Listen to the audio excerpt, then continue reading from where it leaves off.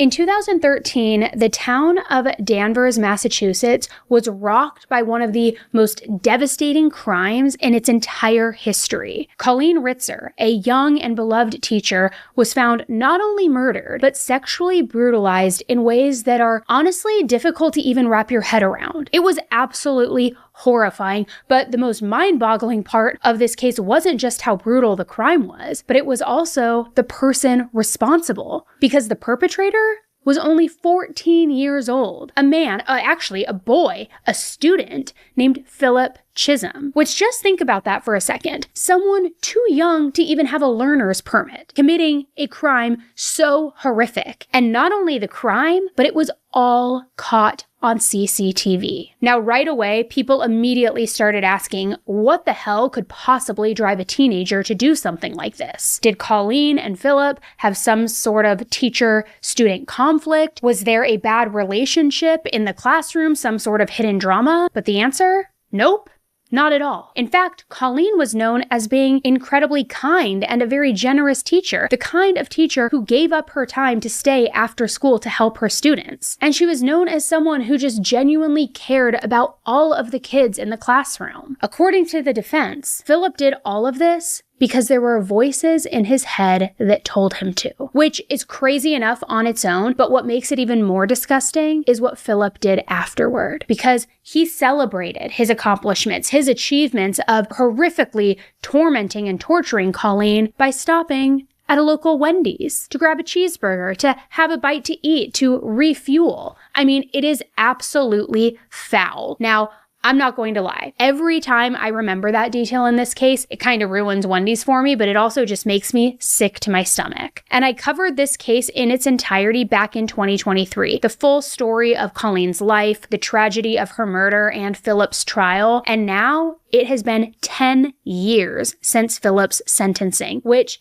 makes this the perfect time to reopen this case. And there's another reason we're reopening it as well. When we first covered this story, there was still a big question mark that was hanging over everything. At the time, Philip was still tied up in legal proceedings for a vicious attack on a youth services worker at the time, which that case has since wrapped up, and now we finally know how disturbing that chapter ended as well. So today, we are officially going to reopen this case. Now, if you have listened to our reopened episodes before, you already know the drill, but let me go ahead and repeat myself. We're going to walk through the original deep dive so that you get the full background. But then I'm also going to be weaving in all of the new updates along the way. Also, some times in which I've changed my opinion or maybe have like a different perspective on things. So through all of that, you're going to see the old Annie on screen if you're watching the video version of this. If you're listening to the audio version, you'll hear the old Annie through your speakers, because back then we also had different equipment. Things have shifted. There's been a little bit of changes in the sound quality here and there. So don't worry, nothing's wrong. It's just because we're piecing it together. I also originally covered this case as my very first episode of my other true crime podcast, Serialously. So you may notice too, if you're watching the video version of this, the old set design, all of that stuff. But as always, our goal is the same. Take this older case that we have talked about before, revisit it with fresh eyes, and bring you all of the latest updates. So with that said, we definitely have a lot to get into today. And trust me, this one is absolutely shocking. And if you're listening to the audio version of this, you may want to rewatch it on YouTube after the fact, because the footage, it is enough to make the hair on your arms just completely stand up. I'm talking about watching what happened with him changing his clothes, wheeling things in and out of the school. It is so upsetting. So if you're watching this on YouTube, smash that like button, hit the subscribe button, because today we are reopening the case of Colleen Ritzer and Philip Chism. I'm Annie Elise, and let's jump right in.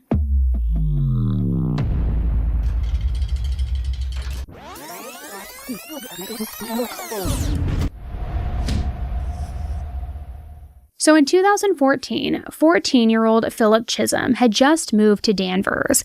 Danvers is a very small town in northeastern Massachusetts, and he moved there from Tennessee with his mom and two younger sisters.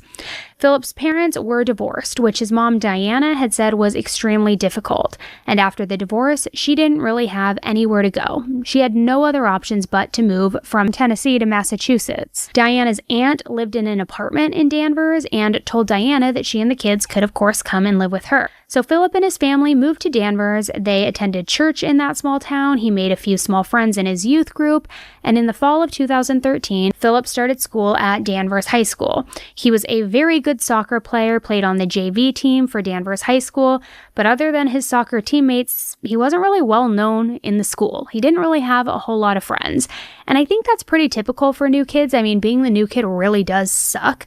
Always. And so he didn't have many friends except his soccer buddies, and that's kind of who he clung to. So on October 22nd, 2013, around 6:30 p.m., Diana, Philip's mom, contacted the Danvers Police Department. She contacted them to report that her son Philip had not come home from school after soccer practice. She said that she went to the school and the athletic facility, and he was not anywhere to be seen. He was not there. But his teammates said that Philip had mysteriously vanished and actually completely missed practice at 4 p.m. The last time they saw him, they say he was running away from the soccer field in the complete opposite direction. So, after calling the police, Diana went down to the station and filed a missing persons report. While there, she gave the police Philip's phone number, hoping that they'd be able to ping him, to track him, to figure out where he had gone and what his location was. And luckily, they did, in fact, get a hit. The most recent ping location was earlier that afternoon at 4:28 p.m. It pinged near a movie theater called the Hollywood Hits Theaters in small-town Danvers. So Danvers police go to this movie theater to conduct a canvas search, where they learned that Philip did in fact buy a movie ticket, watched the movie, and then left. But after that, they weren't able to find any phone pings. They couldn't trace his whereabouts after that. They didn't know his location, and none of this made any sense to Diana, his mom, because it was so unlike Philip to just not come home, to skip soccer practice, which he loved playing soccer, that's where all of his buddies were,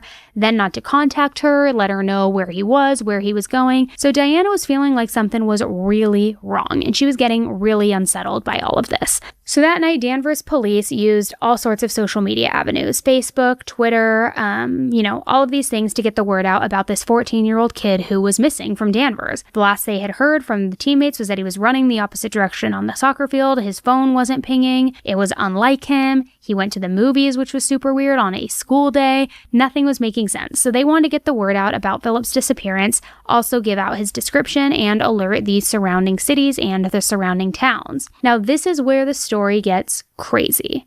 And I am talking crazy. Once the news spread, Danvers High School principal Sue Ambrosevich sent out a mass email to all of the school staff around 9 p.m., letting everybody know that Philip was missing. And after this mass email went out, the principal received a phone call from a woman named Sarah. She was a math teacher at Danvers High School, and this math teacher, Sarah, told the principal that she received a call from another math teacher named Colleen's parents, Tom and Peggy. And Tom and Peggy told Sarah that their daughter Colleen, also a math teacher, follow me here guys, that she didn't come home from school that day. And they believed that she too was missing.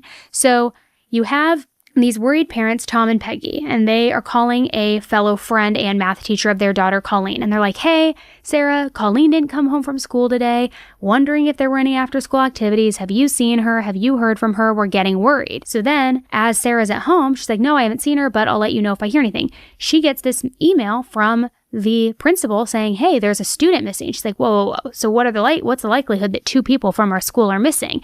And so she calls the principal to say, like, hey, weird you're saying that about Philip, because I also got this call from Colleen's parents, and Colleen's missing as well. So where were Philip and Colleen? I mean, what are the odds that a student and a teacher were completely missing from school that day? Did something nefarious happen? Was there maybe a love tryst going on via a Lifetime movie? Nobody knew what was happening. And I don't know the likelihood of 2 people actually going missing from the same high school at the exact same time and it not being connected, but I'm guessing pretty low. So let's talk a little bit about who Colleen is. Colleen's a 24-year-old girl who was a very popular 9th grade algebra teacher, and she worked at the high school in Danvers. This was her 2nd year of teaching, and according to her family, as early as 3 years old, Colleen realized her love for helping others, and she realized this and had this epiphany as she was watching her own preschool teacher open up her student students' minds to the world of learning. So this apparently just innately planted a seed within Colleen that eventually blossomed into a love for teaching. As a teacher, Colleen realized very quickly the impact that a teacher could have on her students.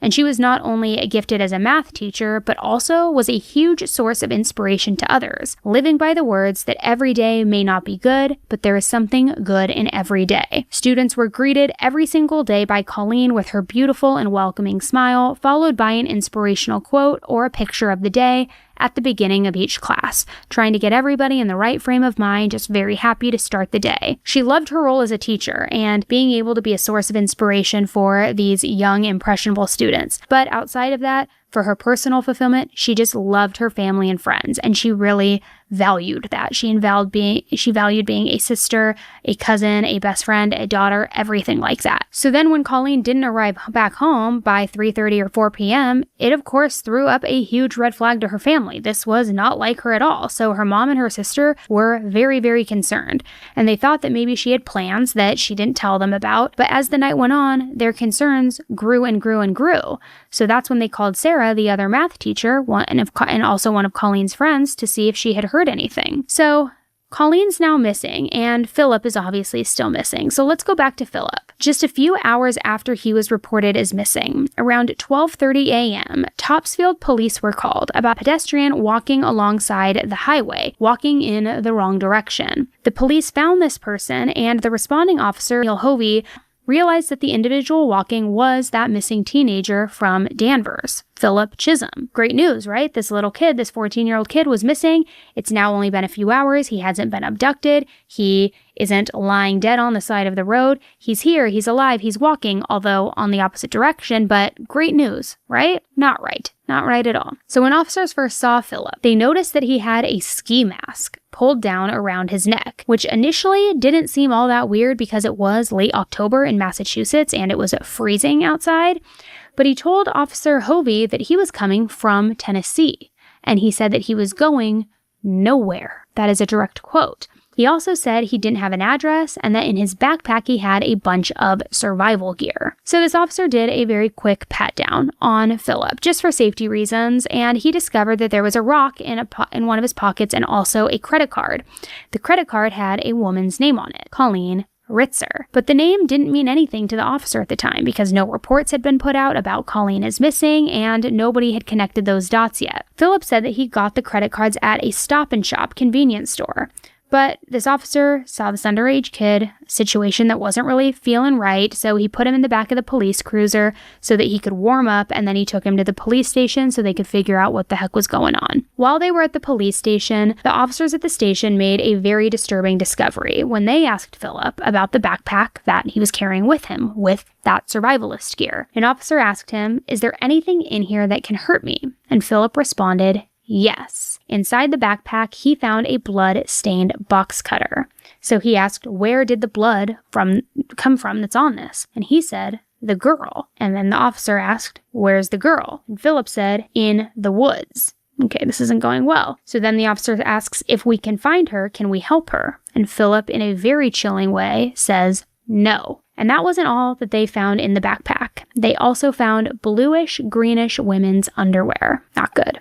Not good. After Colleen's parents, the principal, and a few others had gone to the school earlier that evening to look for Colleen, another teacher had come to help. This was another math teacher. It's like this band of bandits with math teachers here, and his name's Todd Buttersworth. Colleen apparently often babysat his 1-year-old daughter, and while searching for Colleen, Todd found a school bag wedged in between boulders at the edge of the woods near the school. At first, he thought that the bag maybe had rust on it or some sort of substance like that, but instead, it was actually blood. So Todd decided to go a little further into the woods, but immediately stopped in his tracks when he stumbled upon a pair of white, bloody gloves. And he then immediately notified the police, basically raising his hand and saying, "I found something." Officer Stephanie Wenenberger was the first cop on the scene to help in this search for Colleen. While inside the school, she searched in the bathrooms next to Colleen's classroom, but noticed that it was very recently cleaned and also smelled like disinfectant. However, around the waist level of the wall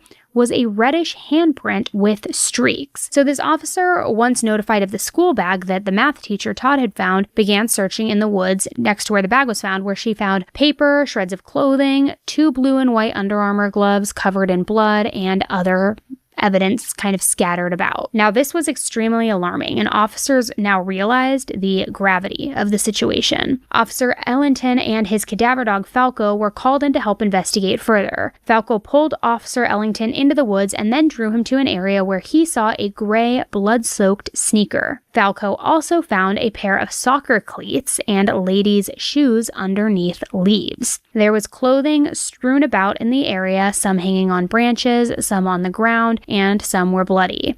Then Falco went even higher up the hill and dove into a gully where there was a large green recycling bin lying on its side, like one of those big ones that you put out on Mondays for trash. So officers blocked off a 6 by 10 square foot area of the woods, which contained blood, leaves, sticks, and it almost looked like a gravesite, like it was a square that was cut out of the ground right there. And as police searched further, one of the officers at the scene pointed out a human toe with pink toenail polish on it, poking out from underneath the leaves. The officers continued to process what was now obviously an official crime scene, and they began to uncover a body under those leaves, which was identified as Colleen. Colleen was found lying on her back, covered in leaves in a way that was so obvious that whoever did this intended to conceal her body. Her throat was slit, and the slash wounds on her neck were so deep that her vertebrae was chipped. Her shirt was lifted above her breasts and her bra was pulled down below, leaving them exposed. She was also naked from the waist down. There were red and brown bloodstains on her face and her torso, and her legs were spread apart and slightly bent in a sexually staged manner. There was also a 3-foot long and 1 inch in diameter tree branch that was inserted inside her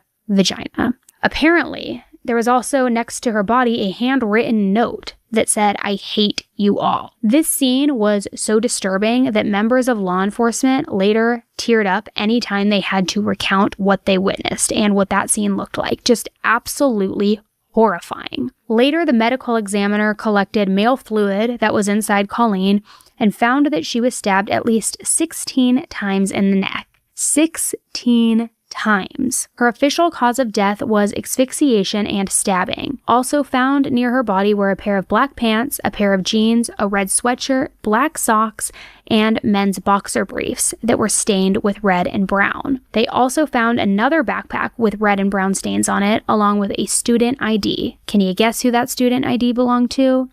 Philip Chism. Now, one of the things that make this story even more crazy, 90% of this crime is caught on camera. 90%.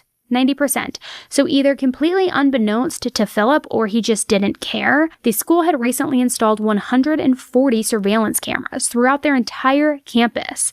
So everything was about to blow up in Philip's face. Danvers police reviewed the security footage from the high school CCTVs the very next day, and the police created a minute-by-minute account of everything that happened that afternoon, and what they found was so unbelievably damning. Let's start at the beginning of that afternoon. And before we get into that, let me just give you a little backstory here. Colleen was in a group of teachers called the freshman team, and this team kept an eye on that year's freshman class to see how they were adjusting to high school just overall. Then after class, there was a period where teachers would make themselves available to students who needed extra help. And that's exactly what Colleen was doing on this afternoon, on October 22nd. And there were only 2 students that stayed after school in Colleen's classroom, Philip and a female student. Now, I'm going to play this video for you. If you're listening to the podcast version, you can pop over to YouTube if you want to watch the surveillance footage, but I'm going to describe to you what's happening here. Colleen is seen leaving her classroom, then entering a faculty bathroom. Then you see Philip peeking out of the classroom, maybe thinking that he's not going to follow her. Then he comes back out, pulls up his hood, and you can see Philip following along and looking like he's putting on gloves, then walking into that same bathroom. Philip was in the bathroom attacking Colleen for 11 minutes. Then you see a female student open up the bathroom door and quickly turn around. She opened the door and apparently just saw a naked butt and kind of got embarrassed that she walked in on somebody using the bathroom. She didn't see Colleen though. So after that must have spooked Philip, because Philip immediately leaves after that. Then you can see Philip walking down the hallway holding something. He goes into the stairwell, still has his hood up, and he's now on the first floor. Here you can see his hand is completely red as he's walking through the hallway. Then the next time he's on surveillance, you can see Philip in the school parking lot. This is where it's believed he was crouching in the bushes and looking around to see if somebody was watching, as he starts to change his clothes. Philip is now in a white shirt. He passes a teacher and runs back up to the second floor, back to Colleen's classroom. Next, he grabs all of Colleen's belongings and his stuff and walks down the hall. Before he is seen walking down the stairs, he now has a red sweatshirt kind of laid over his head to conceal his identity. And the next time he comes back up the stairs, he is wearing a full black ski mask. And he puts on his red sweatshirt before he runs down the hallway. Now, for some reason in between that, he took off the mask, and I'm not sure why. But next you can see him in the hallway running from another student with a soccer ball. And the student's kind of like, hey, what are you doing? But Philip keeps running. Next, you can see Philip running down the stairs again. But this time when he returns, he has a green recycle bin, and he wheels it up to the second floor and then into the bathroom. From there, he takes the red sweatshirt off, puts the mask back on, and wheels Colleen down the elevator and out of the building. Next, he is outside, wheeling the recycling bin toward the woods, kind of struggling with the weight of it because Colleen's inside. And after 7 minutes, he's back on camera, wheeling the recycle bin back, and you can tell now that the bin is way lighter than it was before. When Philip starts to walk closer to the camera, you can see that he's no longer wearing shoes as he walks back into the school. By the time he makes it to the stairs and back to the second floor, you can see blood on Philip's jeans and can now clearly see that he is barefoot. He goes back down the hall, walking very slowly at first, and then rushes into a different bathroom where he changes into his soccer clothes, but is still not wearing shoes. Then he goes back to the bathroom where he attacked Colleen one more time before heading down the stairs and outside of the school like nothing ever happened. Now, there is so much of this that is crazy to me, because whether he knew or not that there were cameras installed in the school, the fact that he so casually is just cruising into the school with a green, like, huge ass recycling bin, wheeling it onto the second floor, then wheeling it around, like, doesn't he think, not even thinking the cameras or taking those into account, but doesn't he think, like, oh shit, isn't somebody going to see me? There's other faculty at the school still. There might be other students. There clearly are other students. Aren't they going to say, like, hey, Philip, yo, why are you wheeling that huge recycling bin in here? What are you doing? Like, this is definitely not discreet at all. And in my opinion, not, well thought out. So it's believed that Colleen actually may have been partially alive while she was being transported in that bin. So he comes back to school, he cleans up, he changes, he's dumped her body now at this point. So immediately after this horrific murder and assault, Philip used Colleen's credit cards, and he used them to buy a cheeseburger at Wendy's and then go to that theater and watch a Woody Allen movie before the police found him that night after midnight. This kid was so vicious and calculated that not only did he just kill this beautiful 24-year-old teacher who was trying to help him and other students and did God knows what, which we'll get to more in the bathroom, but then he takes her credit cards, is like, hey, I'm going to go chief a cheeseburger at Wendy's and go see a movie and act like, and I'm going to use her card to pay for all of that. Like, what in the hell? So Philip was ultimately charged with 2 counts of RAPE, armed robbery, and first-degree murder, and he was charged as an adult at just 14 years old. So now let's get into what on earth could possibly possess a seemingly average teenager to commit a crime so heinous against his own teacher. Right before Philip ambushed Colleen in the restroom, there was another student in that classroom with him at this, after class meeting or whatever you would call it.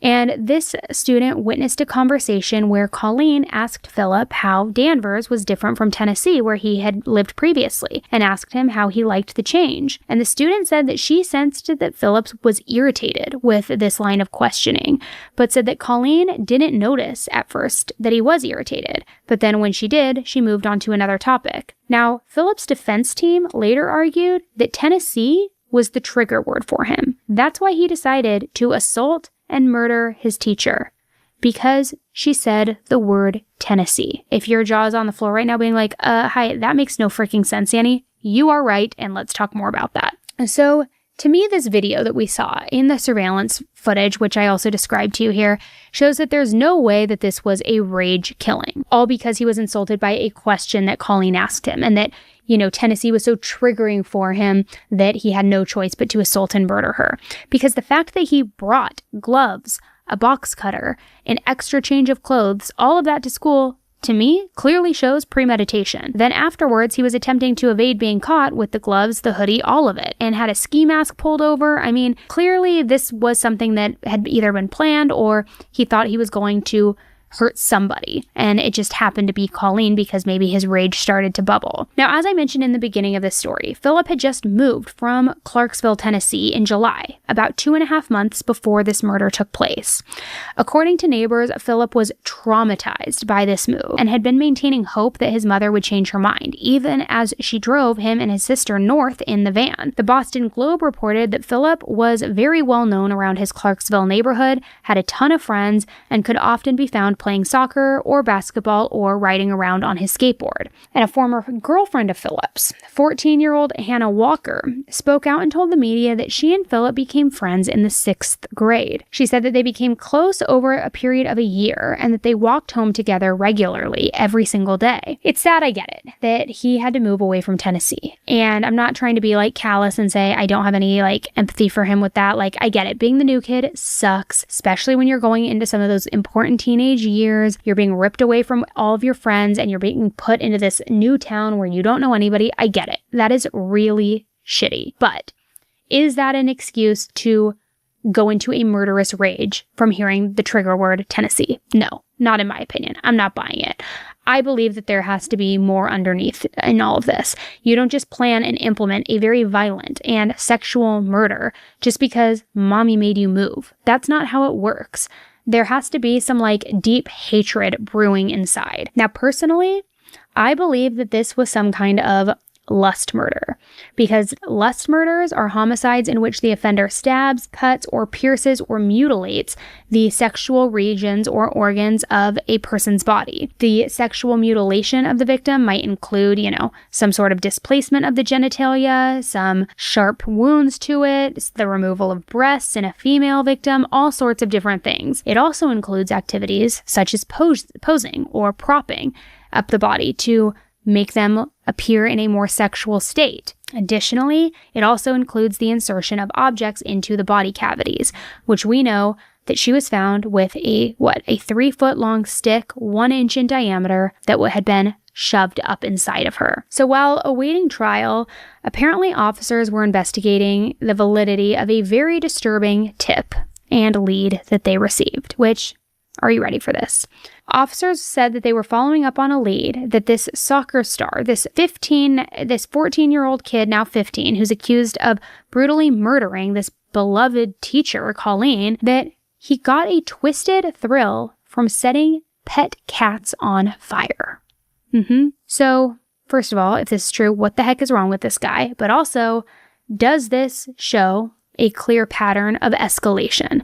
We see so many times in serial killer cases and murderers that they start by harming animals, that's one of the biggest signs to look for, that if there's ever any sort of talk of that, that's a big red flag, it's time to alert the police. So if this guy is so cold and calculated and cold-blooded to where he's setting cats on fire and getting off on it, how in the world is he triggered by the word Tennessee? If this whole cat thing is true, how are we supposed to believe that somebody who got thrills out of setting pet cats on fire is the same person who gets triggered by the word Tennessee? And again, I'm not trying to make fun of him or say that, his feelings aren't valid for it sucking so bad moving from Tennessee to Danvers. I get it. I'd be pissed too, but come on. I think that this kid is much more in line with a psychopath. That's just my opinion. And guys, it gets even worse. Prosecutors for Philip's trial asked for more strict security after he allegedly also attacked a female youth worker that month. Court papers reveal that Philip, who was now at the time 15 years old, had slipped away from his caregivers, crept along a common hallway, crouched down out of view, then followed this female youth worker to a locker room, choked her, and beat her around the head and face, all while armed with a pencil. Other workers came to the woman's aid when she was screaming, and they restrained him, luckily. Court documents also said that he appeared to be psychotic and was out of touch with reality, yelling, screaming incoherently, foaming out at the mouth like a rabid dog while being restrained by staff. So after that, he was committed to a mental hospital for 30 days of evaluation and treatment. Leading up to the trial, Assistant DA Kate McDougal said that nothing during the investigation had pointed to a mental health issue.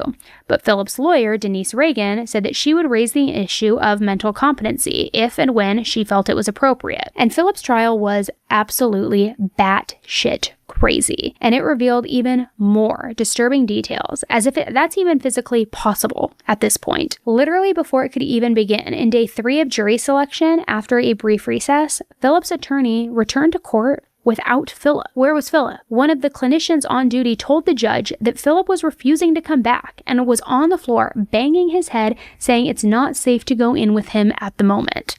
Psychologist Colleen McMillan testified in court about Philip's condition to explain what was going on and tell the judge what was up, and she says that she met with Philip for 90 minutes with his back turned to her the entire time. She said that Philip says that he doesn't want a trial and hoped that someone would come in with a gun and shoot him. I bet other people wish that too, my friend. He said a voice warned him not to trust his lawyers and that he began conversing with an imaginary man. Philip told her the man didn't want to be identified because the man said that the psychologist was also part of the team that put him away. He's also started reporting a burning sensation from anxiety from listening to the proceedings and fear of being attacked from people in the courtroom who were walking around behind him. Philip also claimed to have a plan to take his own life, but apparently he wouldn't share it with her. Prosecutors argued this issue and saying it's not about competence but Philip's unwillingness to go forward with the trial. So the next day, attorneys came back once again to meet and discuss the situation. The prosecutor said this absolutely is a matter of will and not competency. This defendant is holding every single party hostage and manipulating all of us. Everything that has happened in the last 24 hours is not real, it's fake. She argued that the state has conducted a very thorough evaluation on Philip and filed a 96-page report saying that doctors have studied him and declared him manipulative. Specifically, they said his behavior is entirely inconsistent with someone hearing voices. The judge had no choice but to commit him to another facility, though, to get checked for mental competency. Just dragging the feet, everything at a standstill, so ultra annoying. Which, let me just say this.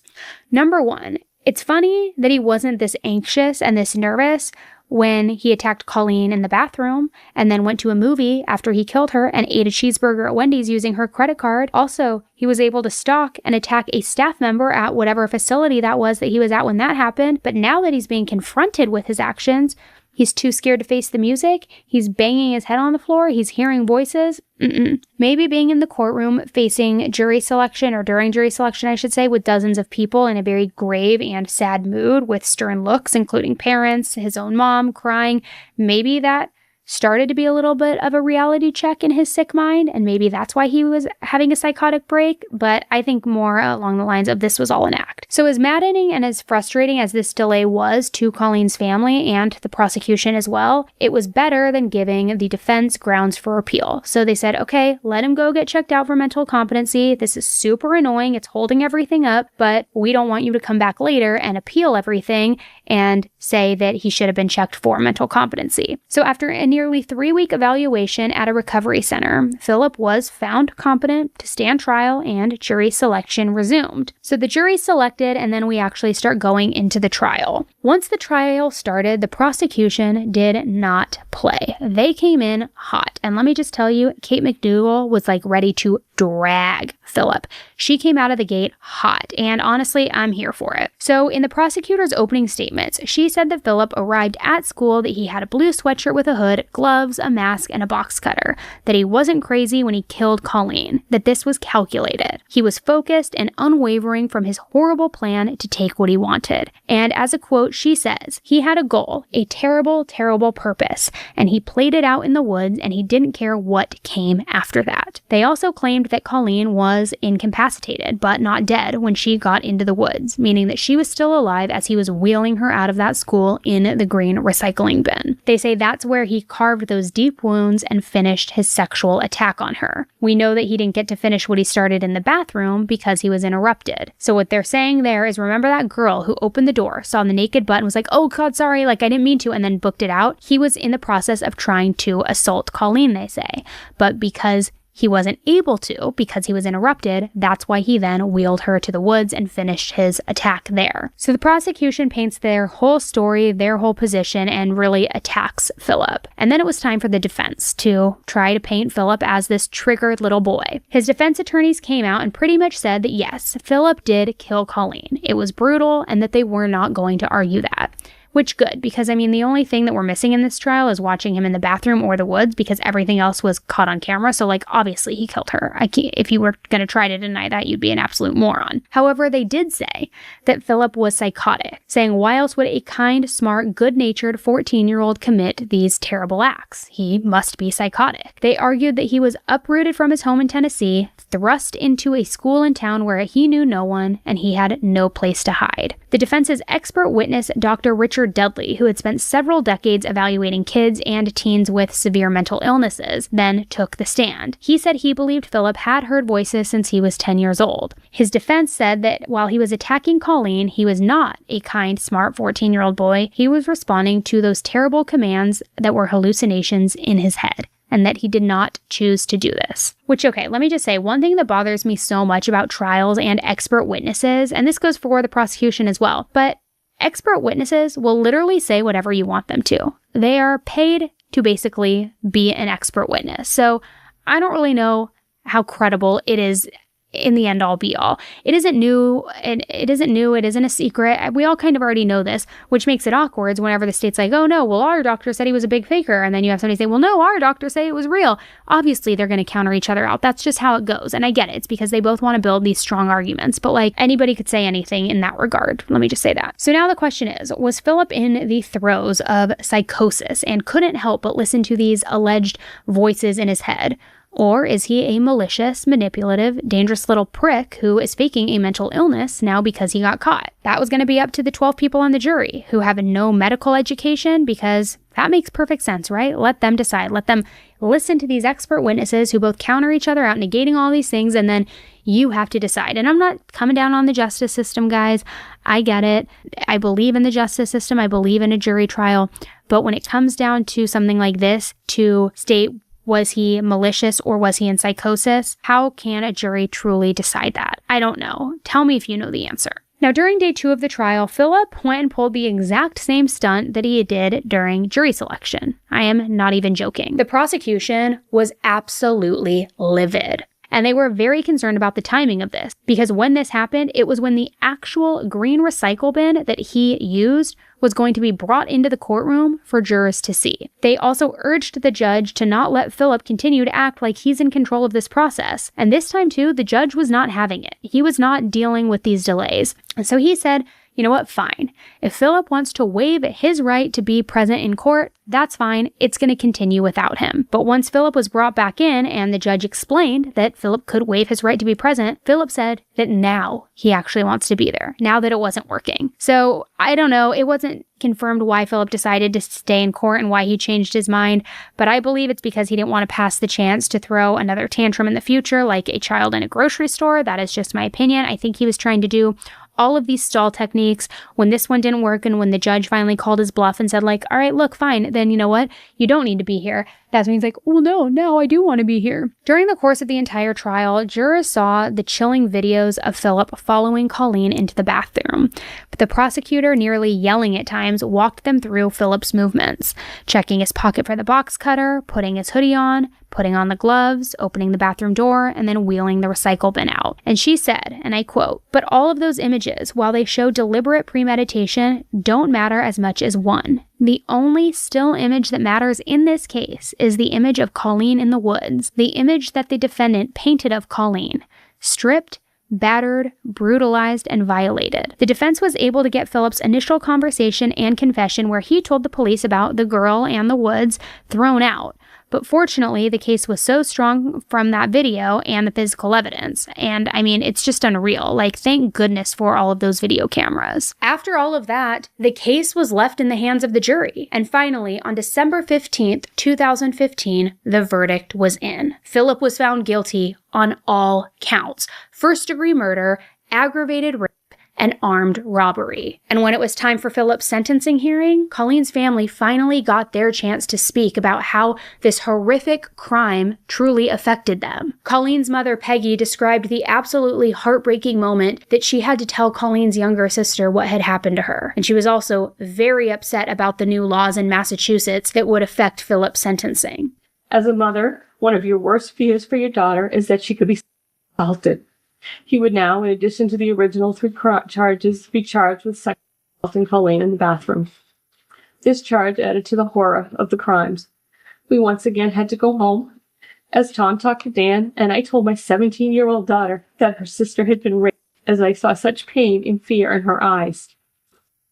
The emotional and physical pain was intensified when we received a phone call on Christmas Eve of 2013, following the Supreme Judicial Court's ruling that changed sentencing for juveniles convicted of first-degree murder by ruling that they could no longer be given a life sentence without the possibility of parole. It was devastating to hear that news, knowing that the legal battle would never end for our family. Instead of following the federal court's appropriate and respectful decision to extend discretion to the judges, Massachusetts took that law one step too far and took away your right to sentence him to life without parole. Because of that immoral and unjust ruling, our family will be forced to publicly go through this pain again, as we have to fight to keep such evil person in prison where he belongs for life. As Tom and I age, that burden will fall to Dan and Laura, a burden that they should not carry. As we have sat through this very long trial and this very long judicial process, the horrific details of that day have been made known to all. You have heard and seen all the evidence, including statements he made that night to the police that clearly demonstrates that he knew exactly what he was doing. Then she begged the judge for the harshest possible sentence. He deserves the sentence of death for the brutal crimes he committed, but that is not an option. He deserves life in prison without the eligibility of parole, but that is not an option. You do, though, have the option to set consecutive life sentences with parole eligibility at the highest level that the court allows for each of these crimes. Please begin the long and painful process of righting the wrong of the SJC and legislatures. You have the responsibility for Colleen, for our family, and for the community to put him away for the rest of his life. Even after 50 years, he could still have a life, a family, children, which cannot happen. He is pure evil, and evil can never be rehabilitated. You need to consider the safety of our family and the rest of the community as we live in fear if he ever gets out of prison. Colleen and our family will never get a second chance, and neither should he. I will never forgive him for what he did to Colleen and for what he took away from our family. Today, you need to make the right, just, and brave decision to give him 3 consecutive sentences with the maximum number of years before parole eligibility for each crime. When it was time for the judge to hand down his sentence, he did not mince any words about how absolutely deplorable this crime was. The court will impose a sentence in this case without emotion, passion, sympathy, or pity. But one cannot see and hear what this court has during the course of this case without feeling that the crashing waves of this tragedy will never wane. There is no, quote, right, end quote, sentence. No amount of prison time would ever be enough to be commensurate with this crime, and no math will ever erase the reality that this crime was committed by a 14-year-old boy. While this court is constitutionally required to consider that there is always the possibility of redemption, even if the defendant were to live a perfect life from this moment on, his repeated stab wounds to Colleen Ritzer's young body will remain indelible with Colleen Ritzer's family, friends, and community until the last person who knew Colleen Ritzer takes his or her last breath. In the end, Philip was handed the harshest sentence possible for someone his age in Massachusetts: life in prison with a possibility of parole in 40 years. Throughout the trial, Philip also didn't appear to show an ounce of remorse and looked completely just devoid of all emotion completely, which, combined with this heinous crime, suggests to me that he's seriously a psychopath. Like, I get it, I'm not a doctor, and that's not a diagnosis, it's just my opinion, but like, to be that cold, that callous, there's something else going on. And you're like lighting cats on fire.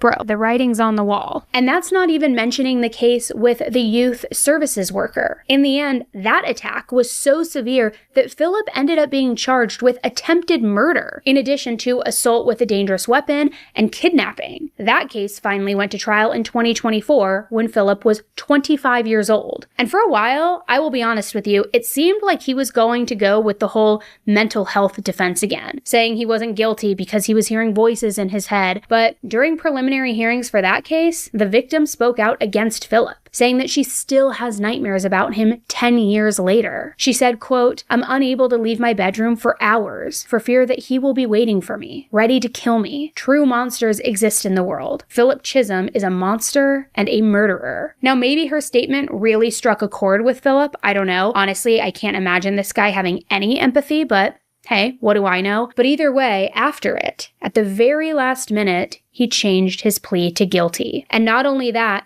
but his lawyer asked for the harshest possible sentence, saying that Philip did want to take responsibility for what he did. Which, like, hello, where was that when it was time to take responsibility for Colleen's murder, right? In the end, he was sentenced to 17 to 20 years in prison for the attempted murder charge, and also sentenced to 9 to 10 years for the other charges, which will be served concurrently with his sentence for Colleen's death. In other words, these new charges, truthfully, unfortunately, won't affect the amount of time that he's in jail, because the time that he serves for Colleen's murder will also count as time served for this case. But if, God forbid, his conviction were ever to get appealed in Colleen's case, his ass would still be in jail for this case. So, I mean, at least there's that. And that would turn out to be a very important technicality, because just a couple of months after Philip's whole, I'm taking responsibility shtick, he did the exact opposite by filing for an appeal in Colleen's case. His lawyer said that his rape and his robbery convictions were completely bogus, which I don't know where they were getting that from. I mean, did they not see the tree branch that this sicko used on her? They also said that the judge didn't allow them to show important evidence to the jury that would prove that Philip was mentally ill, including brain scans, expert witnesses, you name it. Which, as you can imagine, Colleen's family was absolutely livid by this. In a statement, they pointed out that Philip has never shown any remorse for what he did, and they said that he's completely beyond rehabilitation. They said, and I quote, "Colleen and our family will not be afforded a second chance. If we live in a just society, neither should he." And every year since Colleen's death, her family has held seminars driving that exact point home. When a beautiful life such as Colleen's is taken with such brutality, callousness, and premeditation,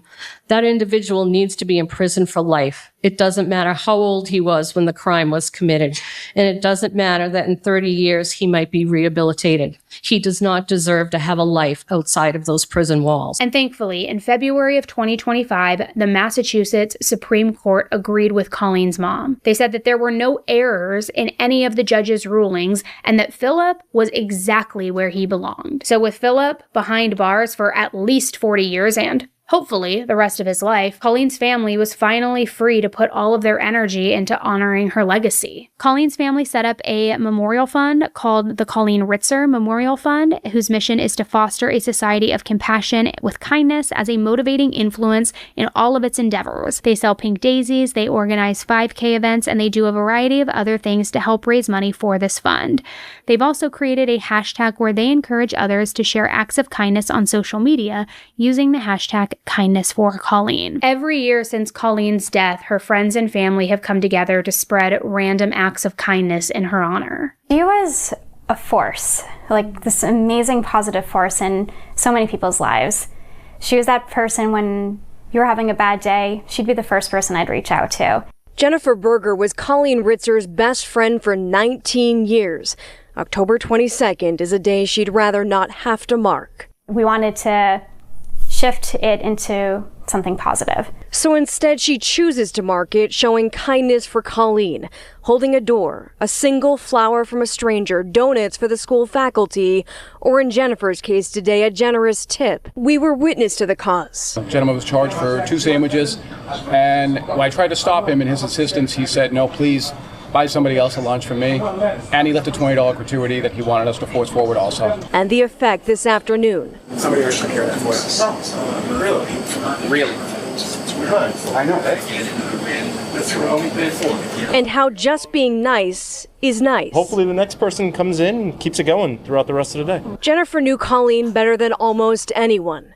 And she's pretty sure it's what Colleen would want. She was the sunshine in, I think, a lot of people's lives. She brought so much every day to my life, and not having her here is hard. It will always be hard. And I think what I can do as a friend is make sure she's not forgotten. I think that one of the most beautiful things to come out of such a horrific tragedy is the way that Colleen's friends and family have honored her memory. Instead of letting the story end with the crime, they've turned their grief into something that helps other people. They even created a scholarship fund for students who want to become teachers, just like Colleen. More than a decade after her death, Colleen's legacy is still very much alive. And honestly, that says a tremendous amount about the kind of person that she was. Her impact didn't just disappear that day in 2013. It lives on through the students she taught, the people who loved her, and the future teachers who are following in her footsteps. She was a daughter, a sister, a teacher, and someone who clearly left a very lasting mark on a lot of lives. But there's still one huge piece of this puzzle, and I'm really curious to know what you guys think. Do you think that Philip was really having a mental health crisis when he killed Colleen? Did those voices in his head actually drive him to do it? Or was he fully aware of what he was doing? Basically,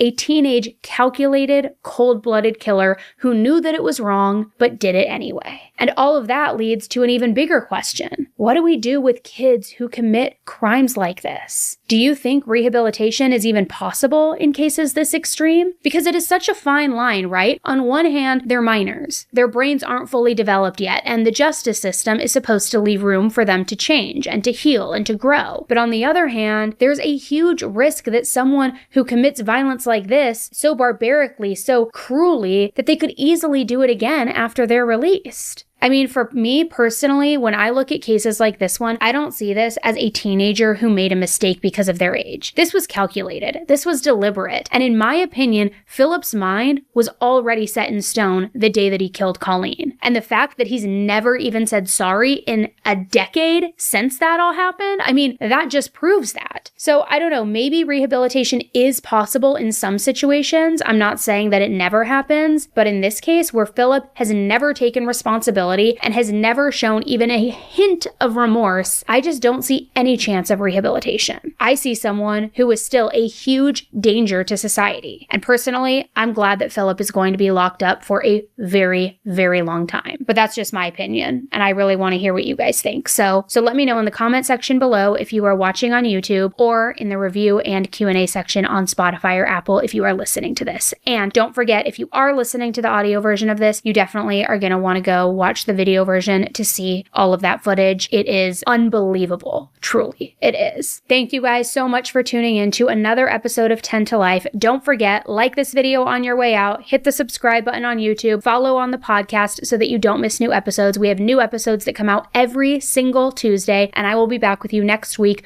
with an all-new case, not reopened, but brand new. All right, until the next one, stay safe. Bye.